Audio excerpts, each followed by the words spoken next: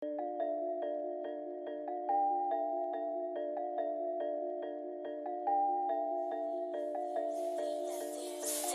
did it.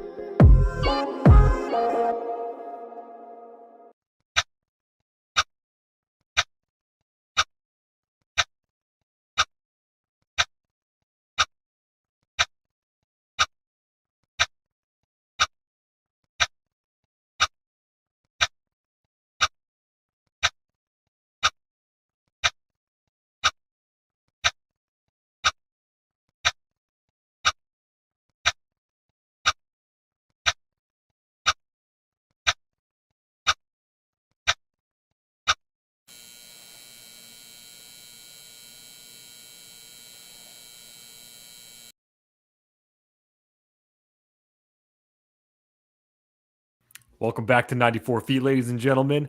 So we've got ourselves quite the crazy week of basketball, but we're finally back. All-Star break's over.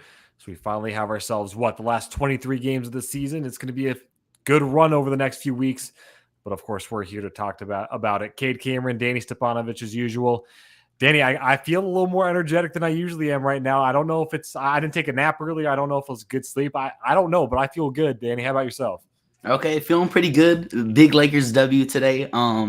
Lots of studying for me today. So hey, maybe we're trading off the energy, Kate. I'm gonna need you to bring it up for me tonight, but it's all good. Should be a great show. I'm doing good. How about you? I'm chilling. I'm ready for spring break. It should be a good one. I mean, dang. Yes. Semester's almost over. That's the craziest part. Like once you get spring break, there's like 7 weeks left after that, which is ridiculous to think about. Man, Something like that. it moves by too fast. It's scary. It's scary for sure. But we've got You ourselves gotta a big show graduate, Kate. today.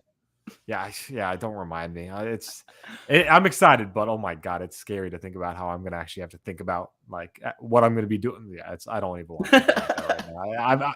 It's a little too soon for me to keep putting it off, but I don't want to think about that. But we got ourselves a big show. Obviously, we weren't planning on talking about it when we had these, when we were discussing some pre-show stuff, but Dame dropping 71 points. That can't be forgotten about. That's one of the biggest point totals this season. Second time 70 has been dropped this season, which I feel like that might be one of the first times that's happened. And I don't even know how long. Who knows if it's even happened before? Probably, especially during the Wilt years. But still, Dame dropped 71. We've got some midseason awards to give out. A lot of shifting, I feel like, at least in my opinion, from what we saw at the beginning of this season. So obviously keep around for that. Any new prediction? I don't know, Danny. Maybe you got some new predictions. I definitely have some new predictions on where I could see the NBA postseason going. I want to get into that a little bit, and then of course we also got to talk about Danny's Lakers a little bit. Get that big Lakers comeback in there.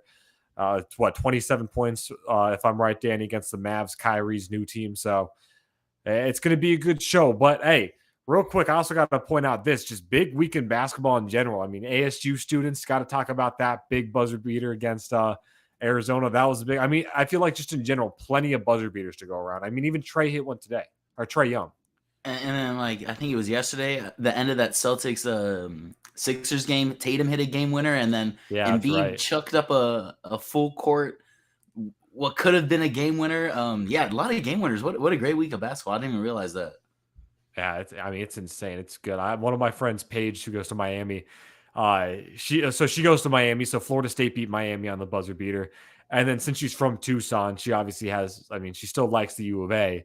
So seeing ASU and U of A lose on the same day, like practically an hour apart from each other on buzzer beaters, man, I was gonna say if you're in that battle, that's not a good look for yourself. But yeah, crazy week of basketball.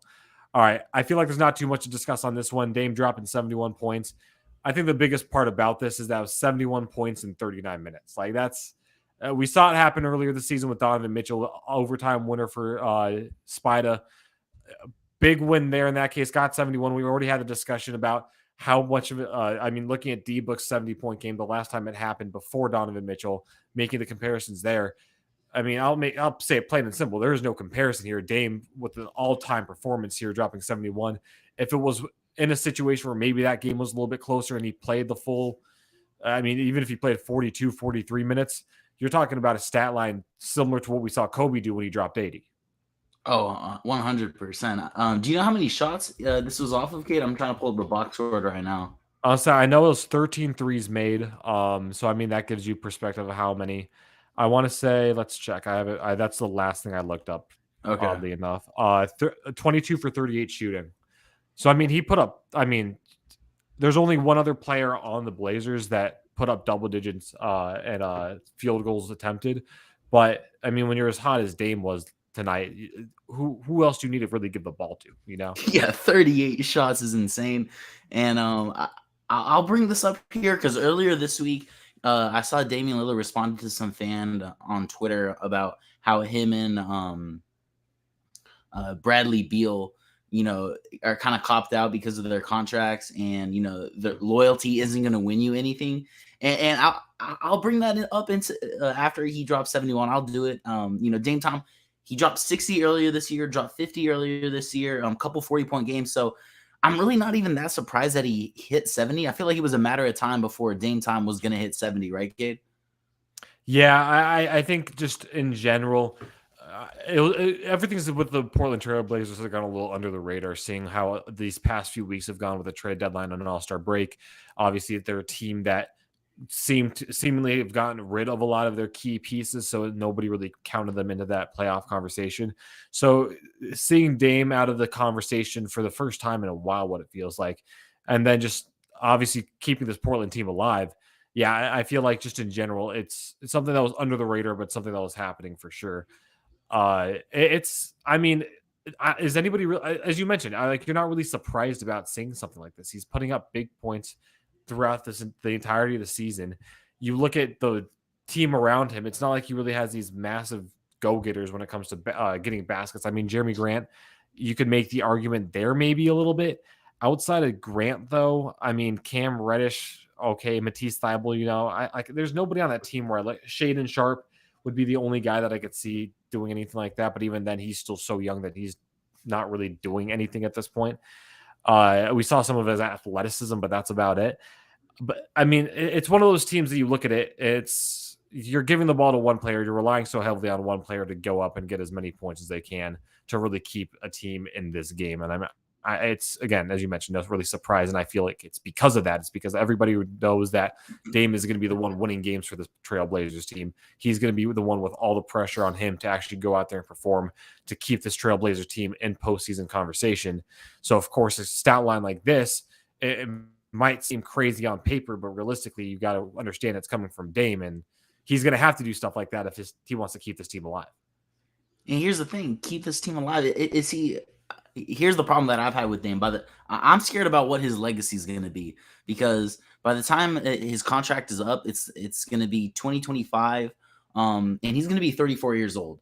And I don't see him winning a championship with this Blazers team. You mentioned you ran through the players. If Jeremy Grant's your second best player, I mean, what are we doing? We're wasting time right here. He's a solid player, but you want him as your third, maybe third, fourth best player on your team. So, this is probably a topic for another time. But what's Dame's legacy really going to be if he's staying in Portland?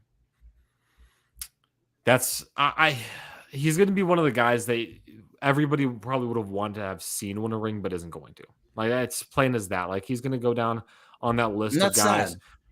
Exactly. He's going to be on the list like AI and Chuck. Like, it's a group of guys that went out there, gave it their all, had some of the top performances in NBA history, one of the top players in NBA history, and doesn't have a ring to hold to it. I mean, that's how it's leading up to be right now. And I mean, it sucks too, because I feel like the only way for Dame to really go out there and win a ring at this point is if he leaves Portland and joins another team. But of course, everybody still recognizes him from that time in Portland. I mean, I think everybody wants to see him win a ring in Portland. Now, of course, I think a lot of people want to see him win a ring in general.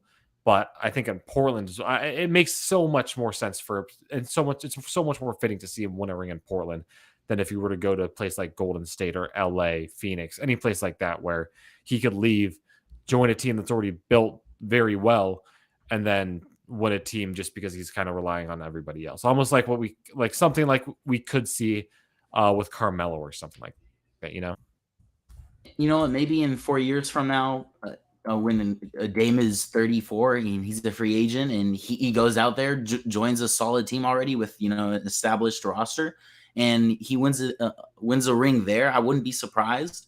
34, Steph Curry's 34, so you never know. 34 is like, I feel like the new 30, honestly, in the NBA. So my biggest takeaway, I guess out of just this topic, I don't see Dame winning a ring in Portland. Very impressed with what he did, but like I said, I can't even be too surprised. You got anything else on this game?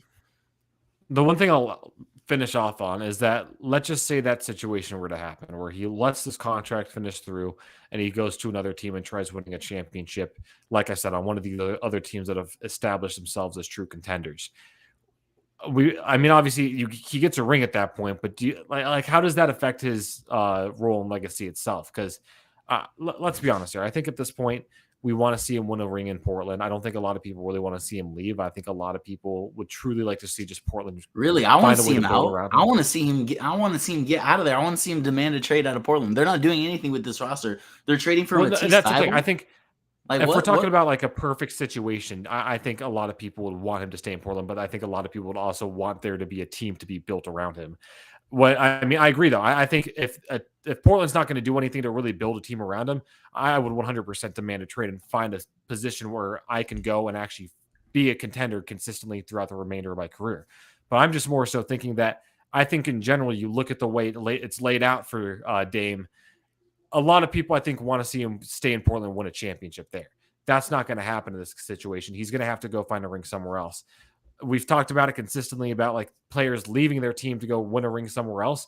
How does this affect? How do you think this affects Dame's legacy though? Knowing that he stayed in Portland as long as possible, couldn't win a ring there, and he goes and wins a ring with another team.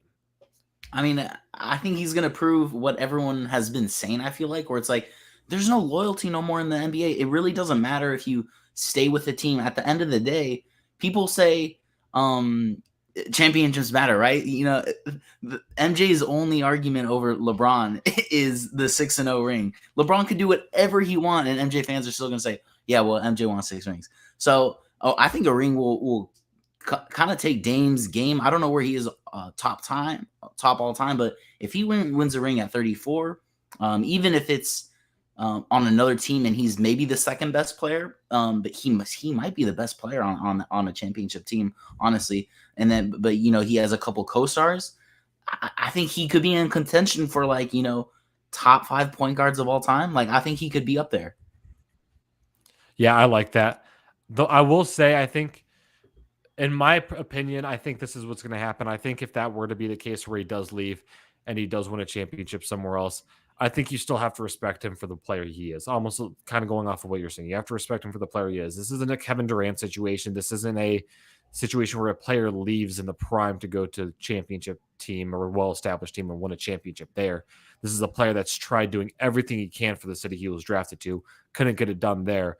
And instead of, had his prime in that city and knowing that his last real opportunity is to win a ring somewhere else. I think everybody, it would suck to see, obviously. I'd love to see him win it in Portland, but I think at the end of the day, you look at that and say, you got to let it happen. You know, you just kind of got to let it happen. You've got to hope that you're happy for him, whether that's he does decide to leave and win a championship somewhere else, or if he decides to stay, just got to stay happy that he decided to stay and that's what he wanted to do. So that's my perspective.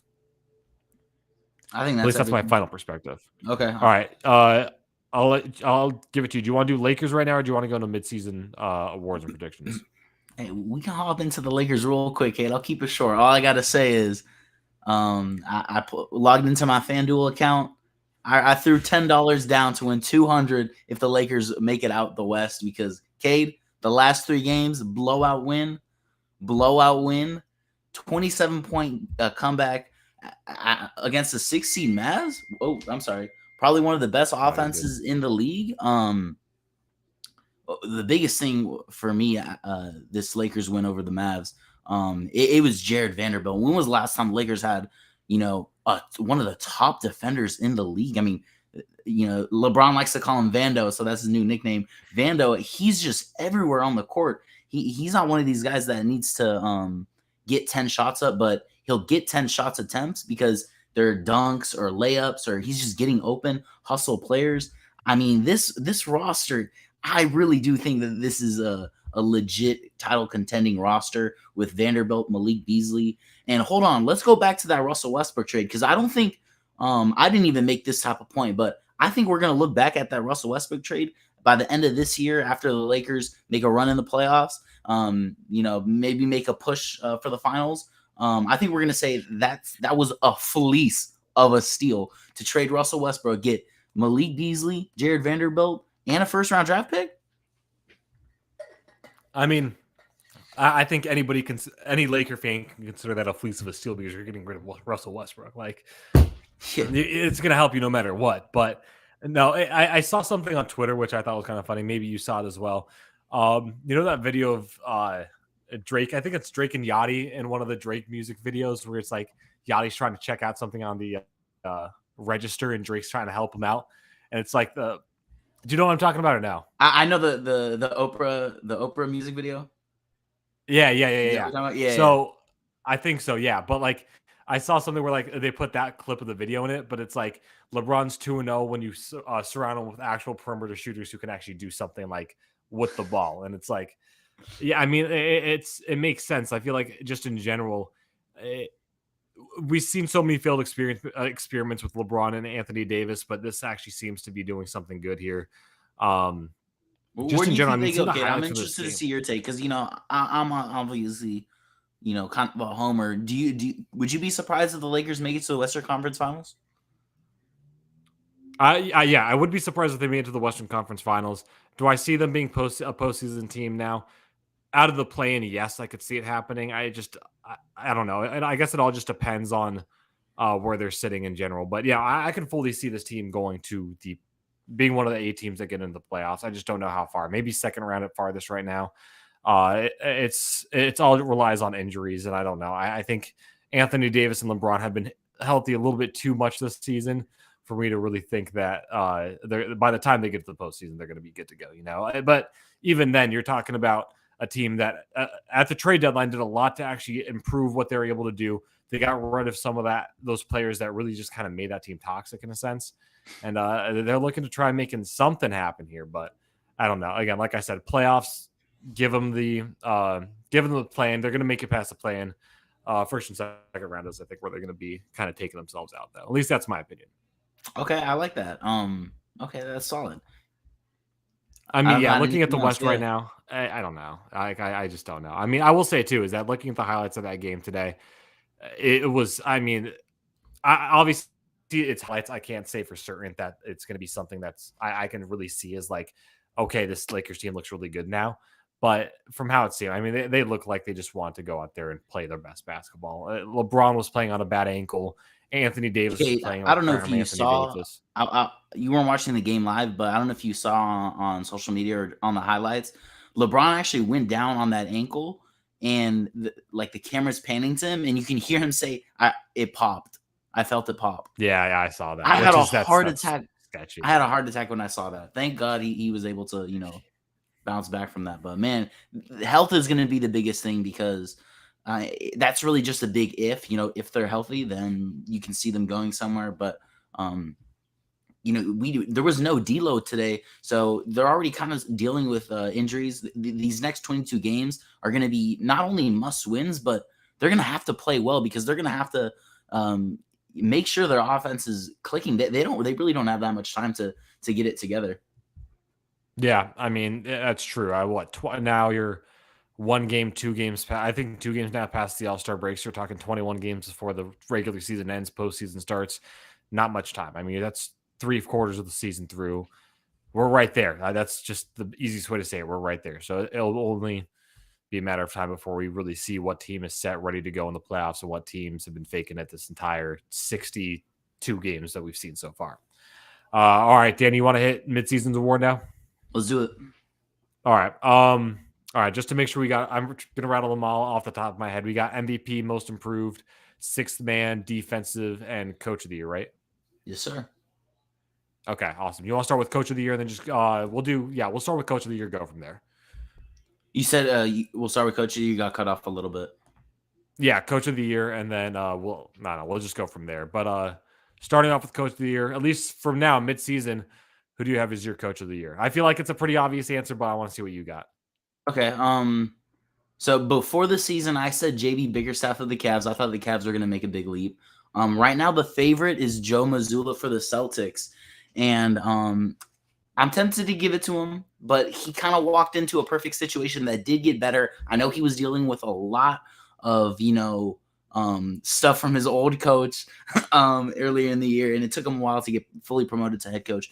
Haven't seen what he's going to do in the playoffs. I'm very interested to see that, or like matchup wise in the playoffs. But I'm gonna go back to Sacramento. Mike Brown with the Kings. I think they've done a phenomenal job. I know he's a defensive head coach, and he doesn't really have that much of a defensive team. But man, has this offense been clicking?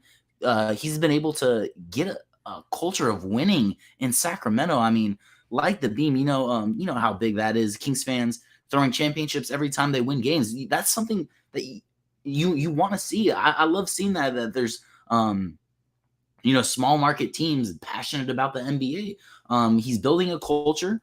They run an insane offense. What, two games ago, Cade? What was the score of that Clippers game? 175, 176.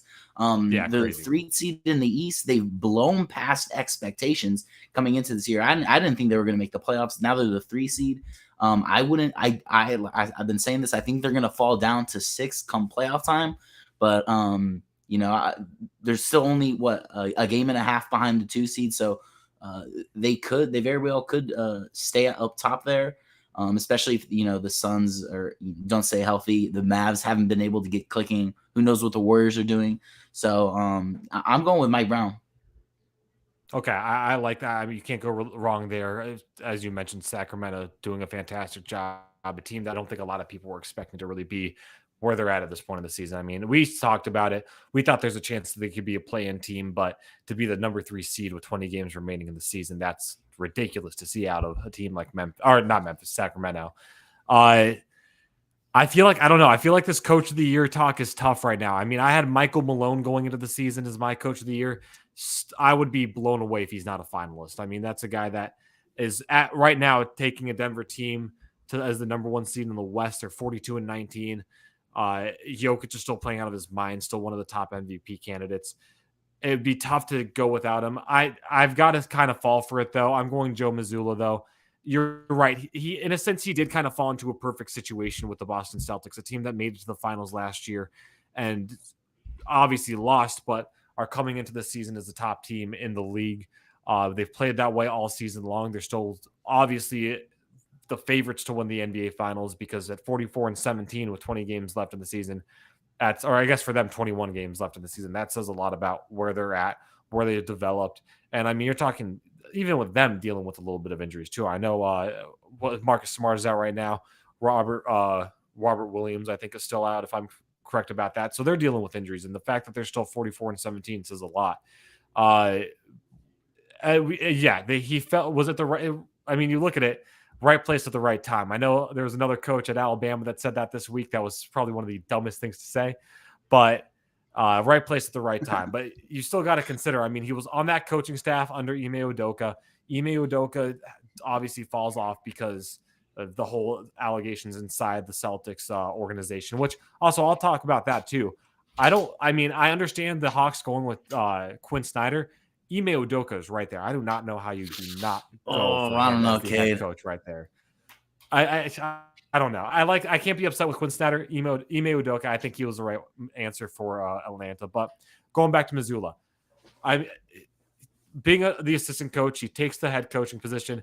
This could have gone any way, but you now look at the 2 coaches that are now head coaches under that Ime Udoka staff from last year's final team. You look at where Utah is right now. They're currently sitting as the 8th overall seed in the West. Boston's still the number 1 team in the East. In general, that coaching staff has shown that they've had a lot of really good things go their way. To put it simply, Coach of the Year is a regular season award. Boston's the best regular season team right now. It's hard to go against them. And something that you mentioned earlier was like they kind of in a weird way, after they make the finals last year, they've kind of blown past expectations. I don't think people expected them to have the best record in the league. Is that fair to say? So that's where I have to give them props. Like, I mean, to be the number 1 seed in the East it was not a cakewalk this year. Yeah, exactly. I mean, I think we even talked about at the beginning of the season when the whole Ime stuff came out, is that we knew Boston was going to be good. They had the pieces to be good. But we really weren't sure how good they were going to be with Mazzulla stepping in as the head coach. Not really sure how he was going to pan out there. And I mean, since day one, he's shown that he deserves to have that position. And I mean, there's a reason he ended up getting that contract extension. There's a reason he's going to be the permanent head coach of the Boston Celtics for a few years to come, as long as they still continue to show that success. So, I mean, Mazzulla, it's hard. If he's the favorite, yeah, but it's hard to go against him, how well that team's been playing this season. So can't go wrong there. Dan, you want to hit most improved player now? Yeah, sure. The most improved player, who did I have? I have this pulled up. Who did I have? So most improved player, I went with Tyrese Halliburton in the beginning of the season. I don't think that was that bad of a pick. but let's be real. I think this is going to be a runaway, Kate. I'm guessing we have the same one. Lauri Markkanen, able to, if you just look at just basic stats, he increases points per game by 10, 15 points per game to 25 points per game. This has to be an easy one, right, Cade? No, yeah, no, I chose the same. I mean, we're also just talking in general. A guy that has never made the All-Star game in the past. He's now finally an All-Star.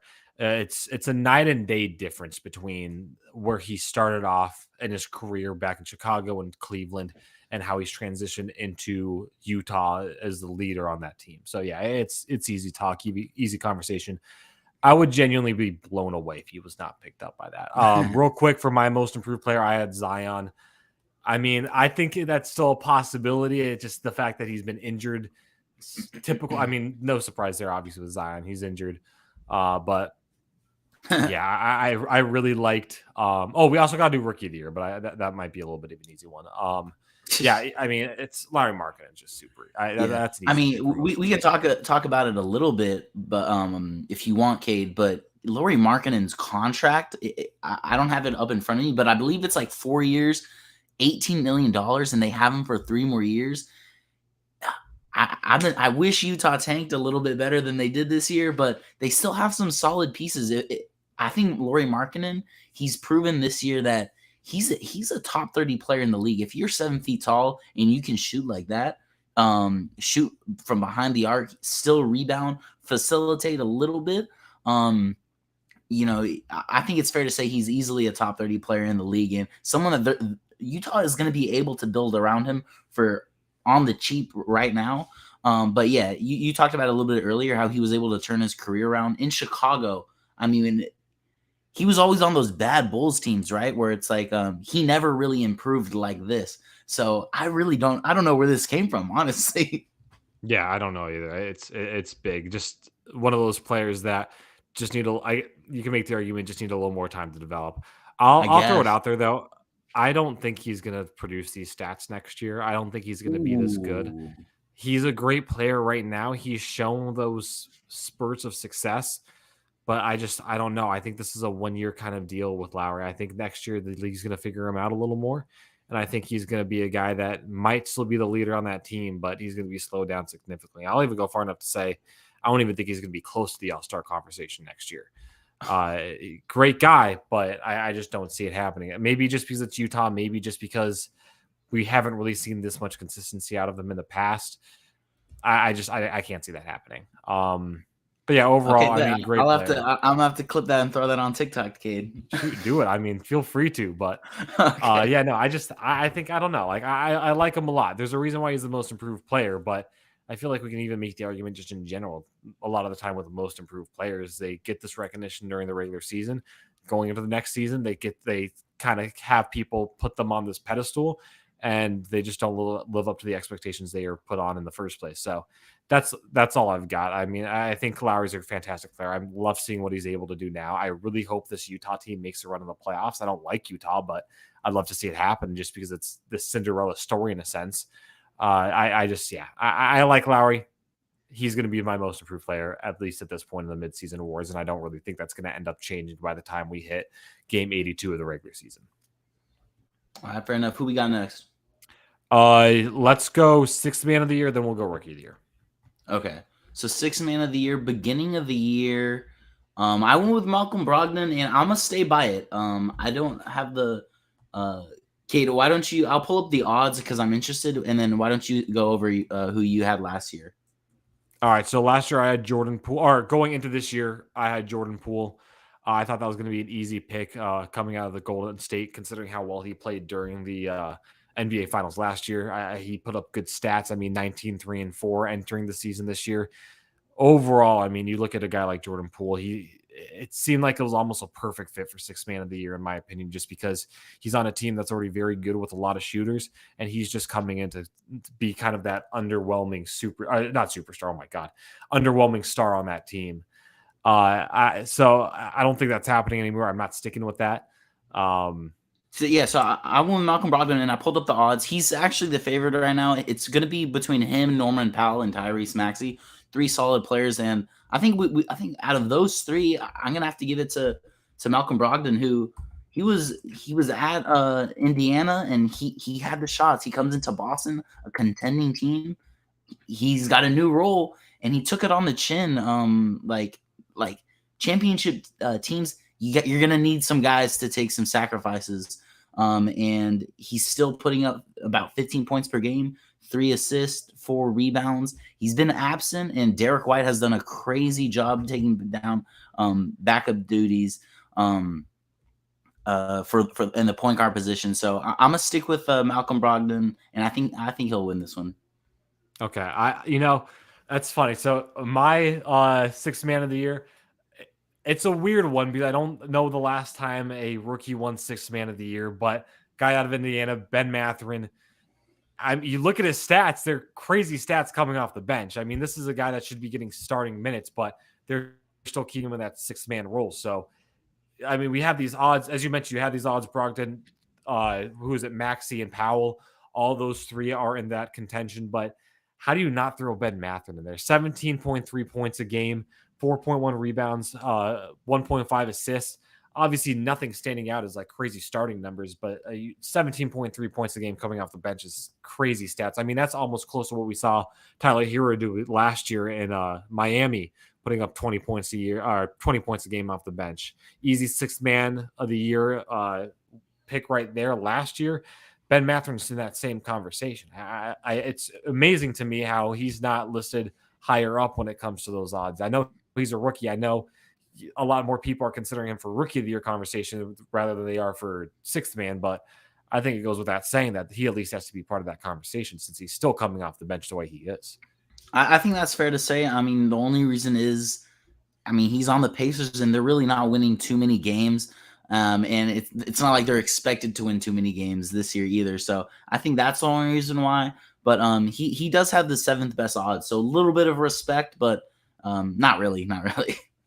No, I get that. I was going to say, when it comes to winning, I feel like that plays a massive role in those six-man conversations. I mean, again, Miami with Tyler Hero last year, that made sense. We both had 2 players going into the season that were on teams that were expected to be very good. Actually, the 2 teams that we had for our six-man were the 2 teams that played in the NBA Finals last year. So, that makes a lot of sense. So, I still think Ben Mathurin has to be in that conversation at least a little bit because I don't think he's winning a rookie of the year. I think sixth man is the best option he's going to have for winning any award his rookie year, but that's what I got. All right, let's hit rookie of the year. I think pretty easy conversation right here. I don't think there's much going to it. Paolo Banchero going to win that one pretty handily. He's other than him and Ben Mathurin, I feel like when it comes to rookies, you might have 1 or 2 that gets big stats every once in a while. I know Keegan Murray had a pretty good game a few weeks back. Just as an example, Jabari Smith, I feel like I haven't really seen much out of him in Houston. Same thing with Sharp out of Portland. I mean, I would say I feel like those 2, Mathurin, and Paolo have been really, Paolo, but I think Paolo. Did we both have Paolo? Did you have Paolo beginning of the year? That was my pick also. I did, yeah. Okay, yeah. So we both called Paolo on that, and this is just a runaway, right? This is a runaway with Paolo. Yeah, I think so. I think. I mean, like I said, I think Ben comes in at 2, but there's not really much to compare between the 2. Paolo still sweeps the boards when it comes to just overall performance this season, especially on a team that, I mean, hasn't really been playing good. But I feel like Orlando's one of those teams. We talked about it a few weeks back when that whole altercation between Mo Bamba and Austin Rivers came out. It's a team that kind of seems scrappy, that seems good, and I feel like in 1 or 2 years from now, probably 2, seeing where things are at, but in 2 years from now, a team that's developed, they're going to be this good, scrappy, and hated team that could actually make a run, not at the finals, obviously, but I think at least at the Eastern Conference. Yeah, I really think that they're just 1 star guard away from definitely a playoff team. Yeah, from making a run at the playoffs, because man, they're starting lineups. I know it's cool to try these out, but when you're starting 5 guys that are all that could all play the center position, at some point it's like, come on, let's get him a real point guard that can go out and get a bucket. So Orlando, they have the star, they have their Carmelo. All they got to do is build around that, get Paolo a second star, and I think it'll happen. Suggs has shown some flashes. We'll see. Yeah, I agree, but without a doubt, Paolo, the rookie of the year this year. Danny, that leaves two more. We got defensive player of the year and MVP. We'll go defensive player of the year first. I'm interested to see where you go with this one, but who do you got as defensive player of the year? For me, I think this is another runaway.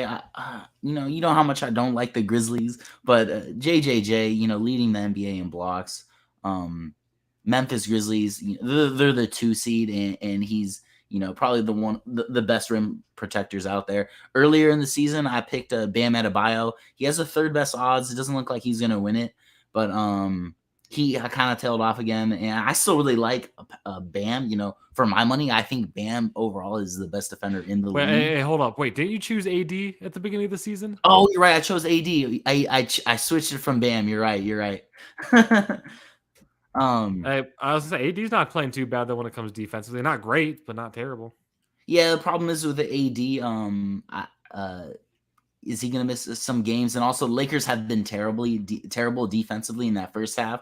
So AD has some good defensive numbers, but when you're on a bad defense, it's like can't really do much there. Yeah, I get that. I feel that for sure. Hey, real quick, we got some comments. Uh, I'll pull it up real quick. Hey, somebody agrees with us. Most improved player, Lowry, easy stuff. I mean, you can't go wrong with that at all. Just want to pull that up. He also gave his MVP pick, but we'll go to that once we get there. Okay, so wait, hold up. So you had Bam going into it, Jaren Jackson right now. I agree with that.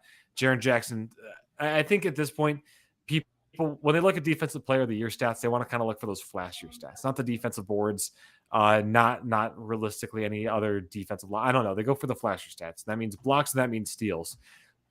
Jaren Jackson's averaging 1 steal a game. He's averaging 3 blocks a game, which you look at 3 blocks a game. That's a ridiculous feat right there. You look at something like that is ridiculous to think about that he's going up and getting 3 blocks a game. So yeah, I don't know. I think just that stat in itself is so impressive that just already throws him into the top 3 conversation. And just in general, 1 steal a game.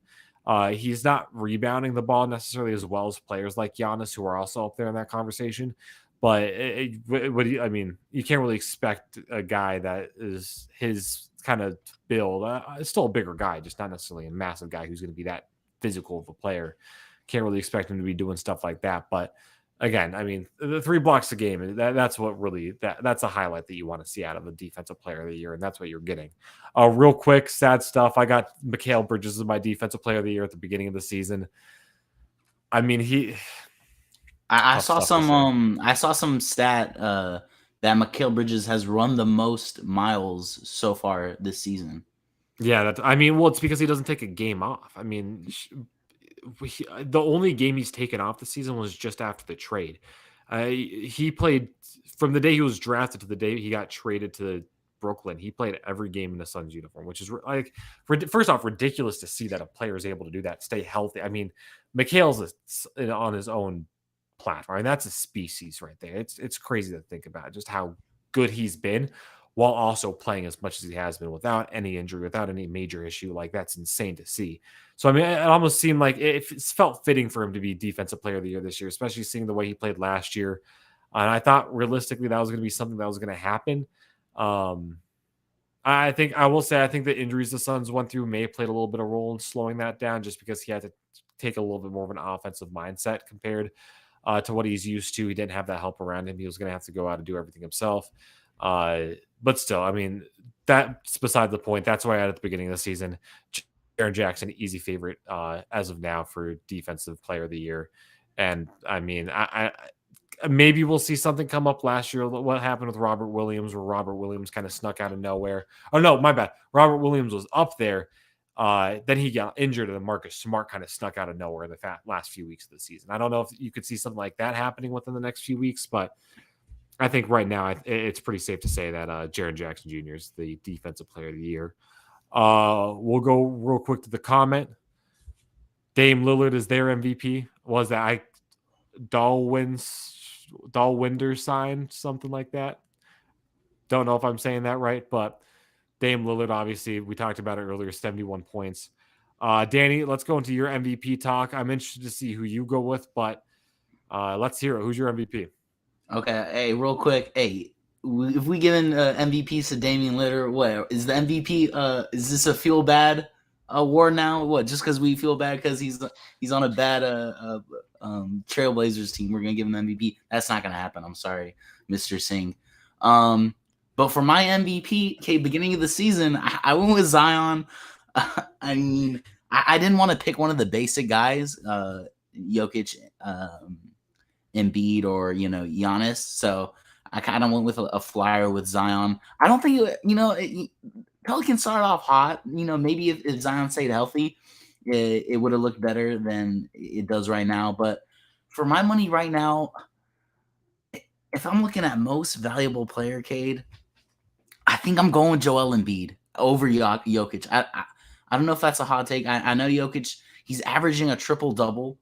How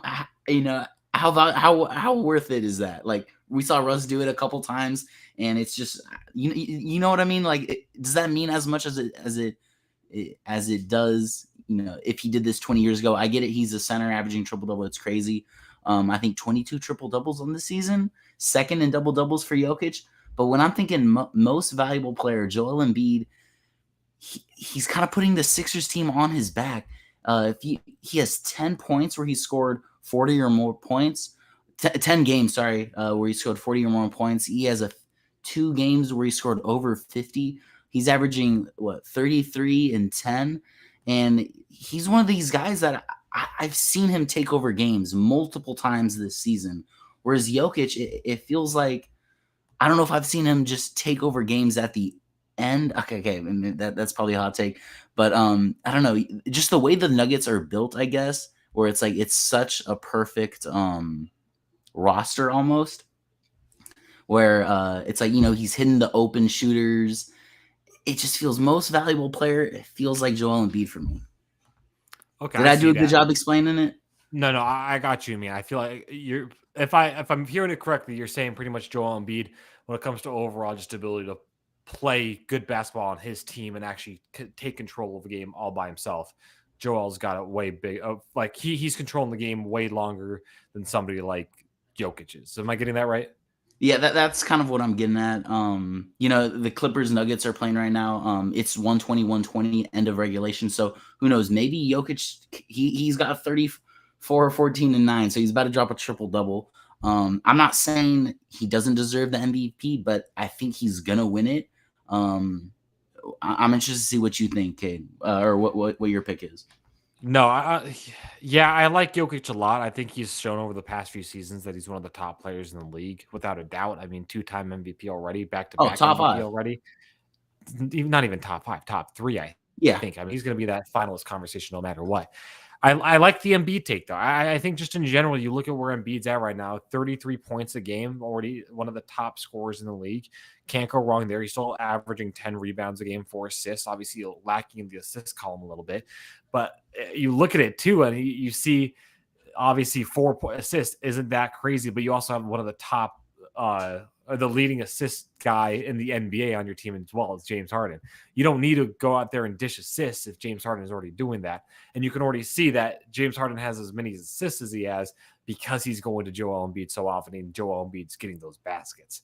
So, yeah, what you say makes perfect sense. He's actually going out there and he's going up, putting big stats because he's dominated games that way.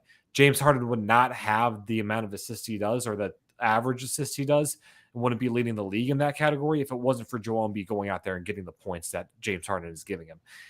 It makes I like Jokic a lot, but I do like that idea of going out and getting Joel Embiid as the MVP, top player in the league.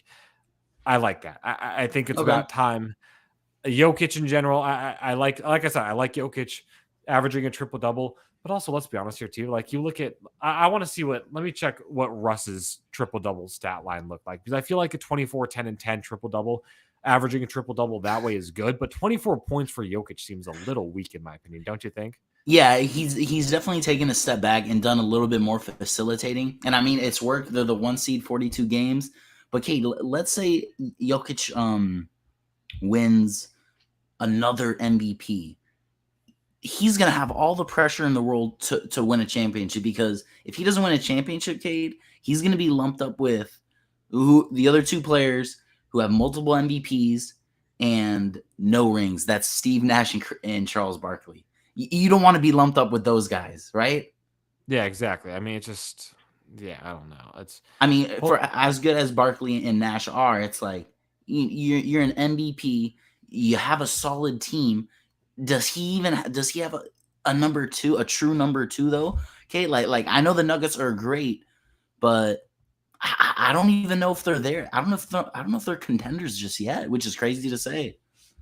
yeah, I think going into the season, a lot more people were a little bit more excited knowing that Jamal Murray and MPJ might be back in full force. I feel like we haven't really seen that yet. Um, I could see that. I feel like we've seen it in the past last year, especially with actually, it's not even last year, the past 2 years. Jokic wins MVP, and both years he loses in the postseason pretty early on. Last year's first round, the year before that, it was second round. He's a great player, but by the time the postseason comes around, he just doesn't have the help around him to take down these big time teams in a 7-game series. And on the flip side, I think Embiid has a little bit more of a shot to do that this season. I mean, Embiid's come close. Going back to that Kawhi shot, he was really close from making the titles run there. He's gotten hurt multiple times, which is one of my criticisms that I've had of him and the Sixers. Come playoff time, they're usually not that healthy, or Embiid's usually banged up. I think last postseason it was the back thing. It's always something with him come playoff time, but this season so far, MVP, I think it's Embiid for me. Okay, also to put this in perspective, Russell Westbrook during his MVP season where he was averaging a triple double, he was doing it averaging 31, 10, and 10. Like that's looking back on that's ridiculous. But Embiid or not Embiid, Jokic putting up a triple double or averaging a triple double this season with 24, 10, and 10, good. But I mean, we don't really expect anything different out of a big guy, I mean, he's going to be getting those 10 rebounds easily. 24 points isn't anything special. I mean, Embiid's doing it with 33 points.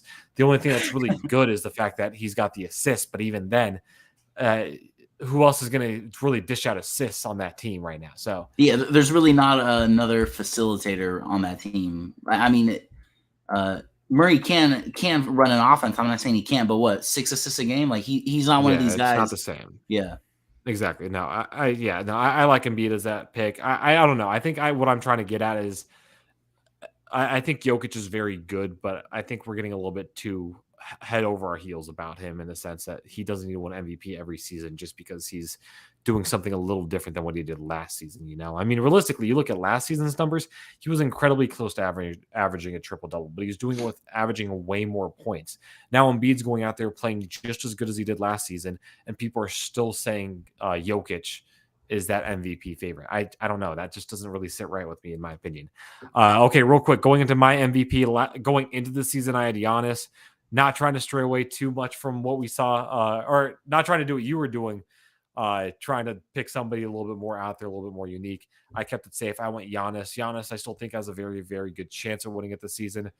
I'm going a different route, though. I'm going to go with the guy that maybe it's just because that stat line back in December sticking around with me. I'm going with my number one overall player in the league when we're going over our top 50. I'm going Luka Doncic. It's hard to go against him right now. I mean, Obviously you have players like Embiid playing really good basketball. We just talked about Jokic. Giannis is still playing a phenomenal basketball.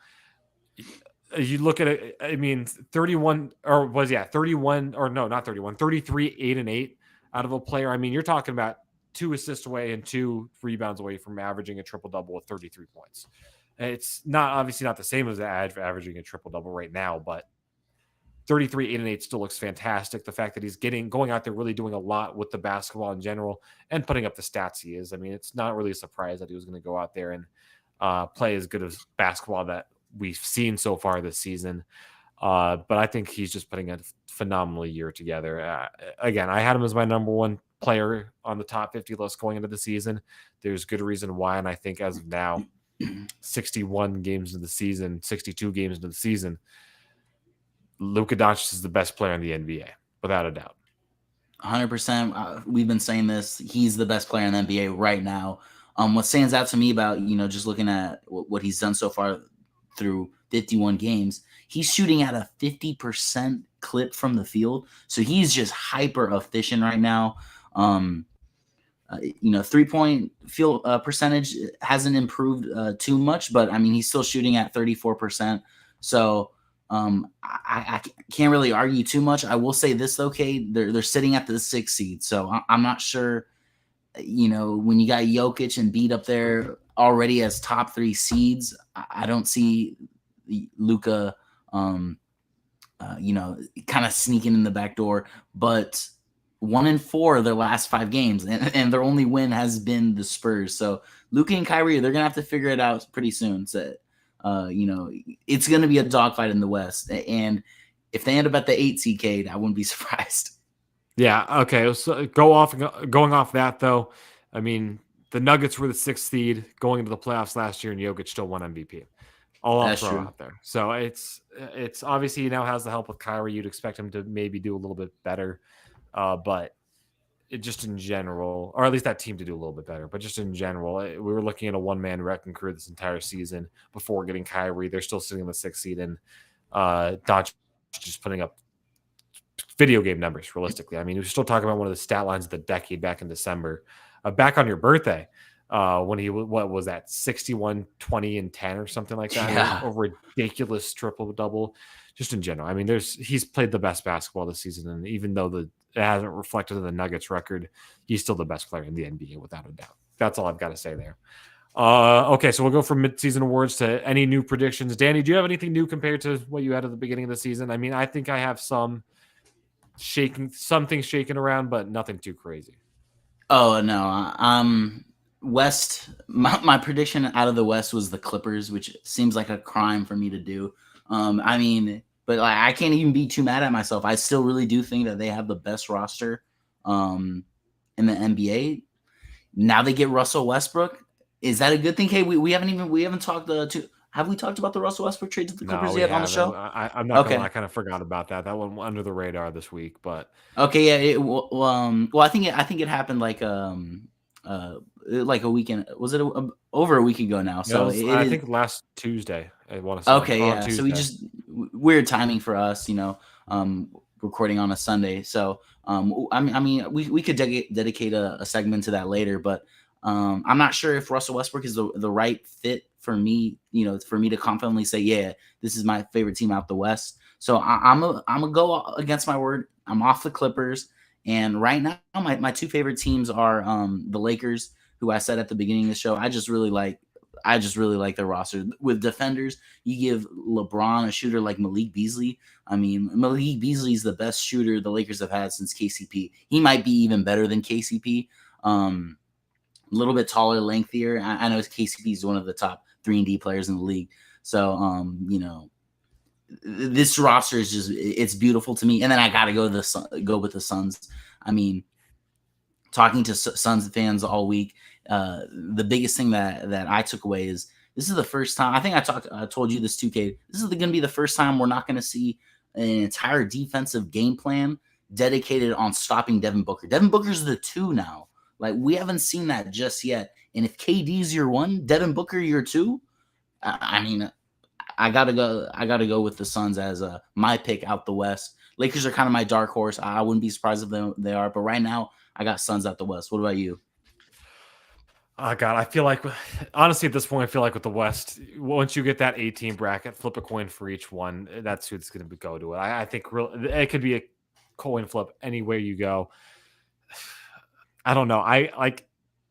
My heart wants to say the Phoenix Suns just because obviously, or my brain wants to say the Phoenix Suns because the fact that they got Kevin Durant, as you just mentioned, they don't have a game plan strictly regarding Devin Booker now. You're talking about Devin Booker being the 2, which is ridiculous to say for a team that's, played so well over the past 2 seasons. I don't know, man. It's out of the West, it's such a difficult conversation. Honestly, the Warriors are at the 7 seed. By the time they get into the postseason, they might make a quick run for it and do something. It's crazy to think about.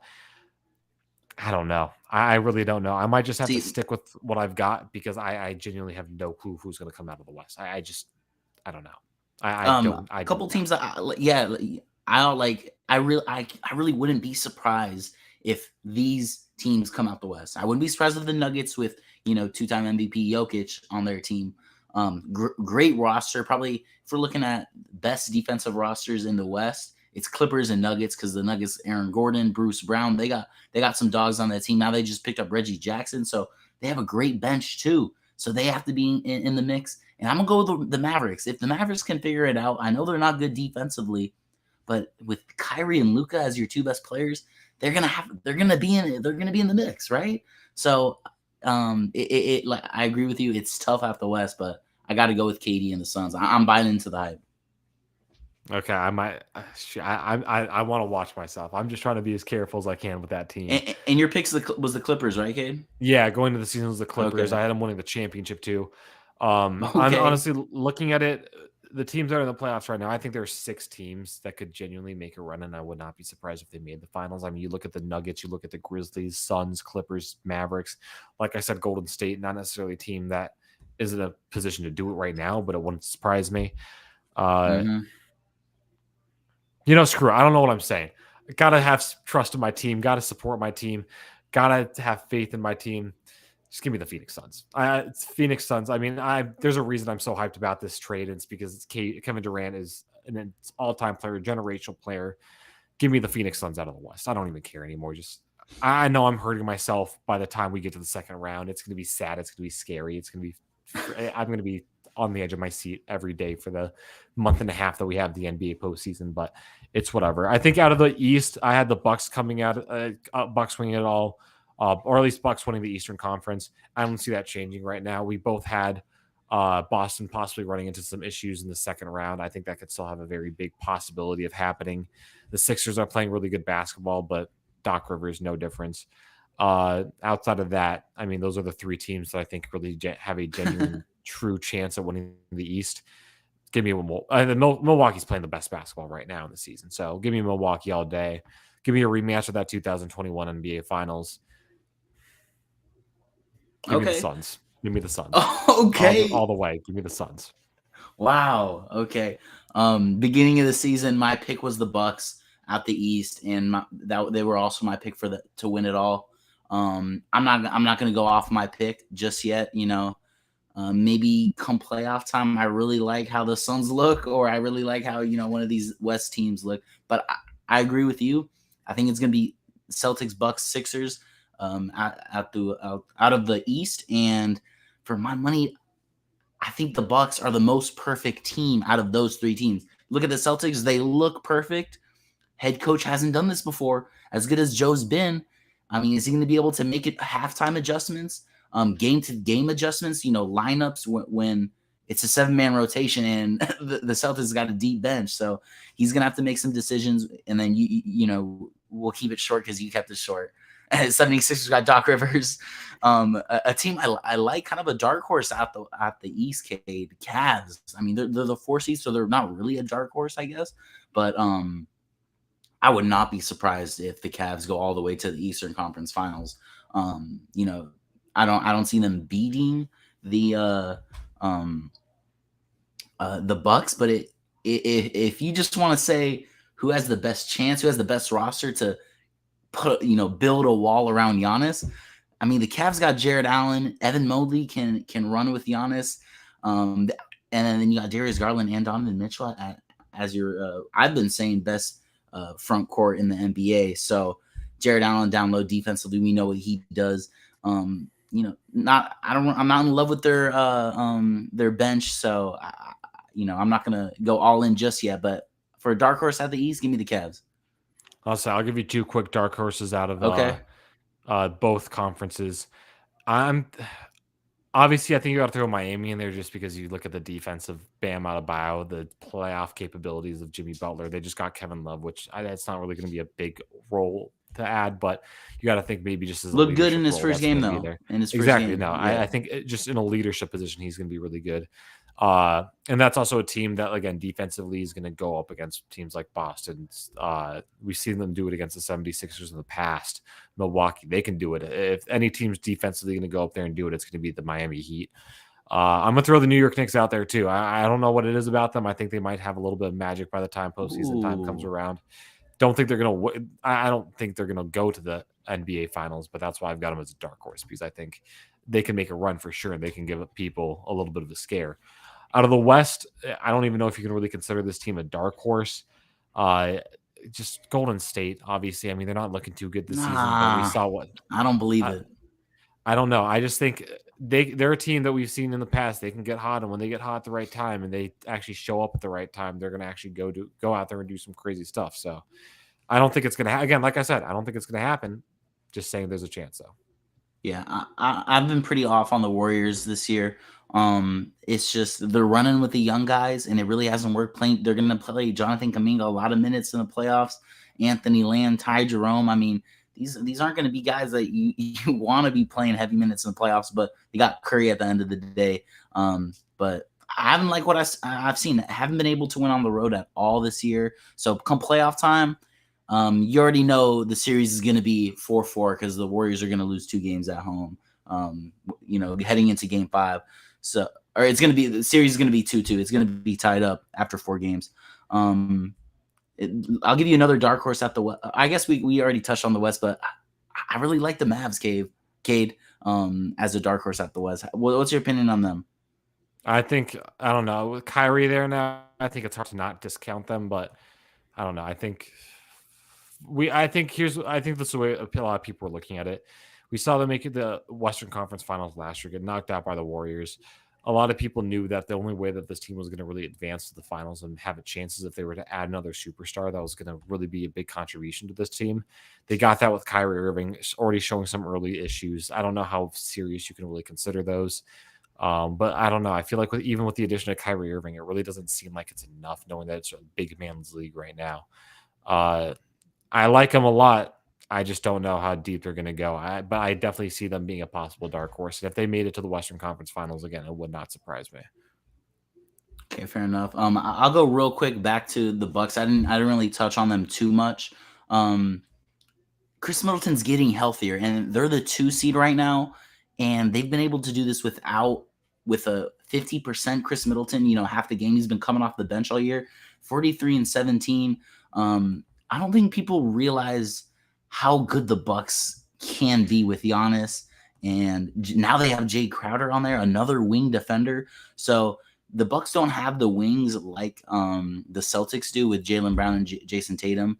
Come playoff time, you want wing scorers for sure. But man, the Bucks got wing defenders, that's for sure. Because Drew Holiday can guard those guys. They can throw Bobby Portis, Ingles, Crowder. Middleton is also another solid defender. I know Pat Connaughton is all right, but they're probably not even going to need him that much anymore with Jay Crowder in the mix now. So I'm pretty confident, Kade. Like, I want to say like 80% confident that the Bucks make it out of the East this year. Yeah, I like it. And real quick, also, just because it's almost that time to see postseason basketball, what round do you think that a big time Drew Holiday defensive play is going to happen? What round do you think it's coming in?